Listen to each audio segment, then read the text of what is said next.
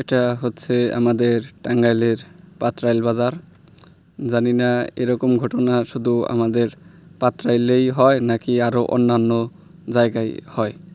সন্ধ্যার মাগরিবের নামাজের পরেই গাড়ি অনেকগুলাই চলে যায় বাড়িতে, আর দেখা যায় যে এশারের নামাজের পর গাড়ি তো পাওয়াই যায় না। এই 9টা, 9:30, 10টার সময় যারা সারাদিন পরিশ্রম করে বাড়িতে ফিরবে তাদের দেখা যায় যে পায়ে হেঁটেই বাড়িতে যাওয়া লাগে। 10 টাকার ভাড়া 30, 40, 50 টাকা দেওয়া লাগে, তাও দেখা যায় যে ঠিকমতো গাড়ি পাওয়া যায় না। এই পাত্রাইল ইউনিয়ন থেকে আশেপাশের কয়েকটা গ্রামের মানুষ এই রাতের বেলায় তারা কাজ শেষ দিয়ে যখন বাড়িতে যাবে তখন এই সমস্যার সম্মুখীন হয়। প্রতিদিনই এরকম সমস্যার সম্মুখীন হতে হয়। 2-3টা যাও গাড়ি থাকে, দেখা যায় যে হয়তো সবার তো আর সামর্থ্য একরকম না।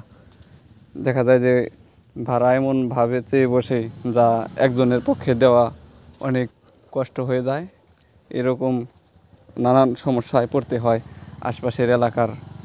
এই জিনিসটা সকলের একটু বিবেচনা করা উচিত যে ড্রাইভাররা সারাদিন মানুষের সেবা করে, সেই ড্রাইভাররা এই রাত্রিবেলায় আর অল্প একটু সময় যদি তারা বাজারে থাকে তাহলে দেখা যায় যে যারা সারাদিন পরিশ্রম করে তারা বাড়িতে যাবে যখন একটু আরামে বাড়িতে যাইতে পারবে, বা দূরে থেকে যারা চাকরি করে বাসায় ফিরবে তাদেরও দেখা যায় যে এরকম অনেক সমস্যা পড়তে হয়।